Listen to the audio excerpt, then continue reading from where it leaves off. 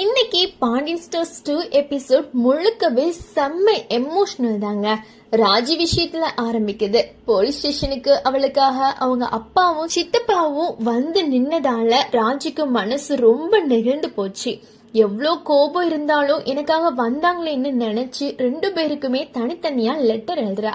அதையும் பழனி கிட்ட கொடுத்து முத்துவுக்கும் சக்திவேலுக்கும் கொடுக்க சொல்றா.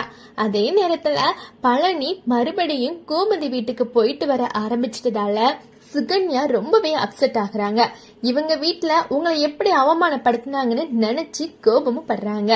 கோமதி பக்கம் பார்த்தா அவங்க சாப்பிடாம அழுதுகிட்டே இருக்காங்க. பழனி போய் பேசுறாப்ல, அக்கா தப்பு பண்ணது நீங்க இல்ல, அவங்கதான், கவலைப்படாதீங்கன்னு ஆறுதலும் சொல்றாங்க. அப்போ மயில் இப்படி பண்ணுவான்னு நினைக்கல, மீனா செஞ்சிருந்தா கூட நம்பி இருப்பேன்னு பேசுறாங்க. காந்திமதி இப்ப யாரையுமே நம்புறதுனே தெரியலன்னு சொல்லிட்டு போயிடுறாங்க.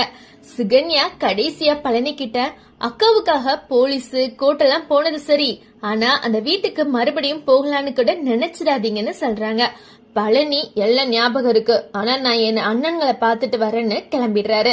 அதுக்கப்புறம் சக்திவேலை பார்த்து முதல்ல லெட்டரை கொடுக்கறான். அதுக்கப்புறம் மாடியில முத்து கிட்ட ராஜி கொடுத்த லெட்டரை கொடுக்கறாங்க.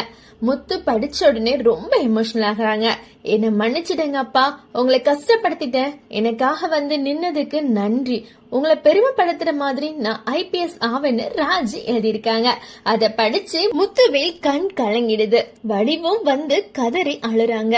இன்னொரு பக்கம் சக்திவேலும் தனியா தன்னோட லெட்டரை படிச்சு அழுகுறாங்க. சித்தப்பாவுக்காக ராஜி எழுதின வார்த்தைகள் அவரை முழுசா உடைக்குது. இப்படியே நிறைய கண்ணீர், நிறைய எமோஷனல் காட்சிகளோட இன்னைக்கு எபிசோட் முடிஞ்சிருது.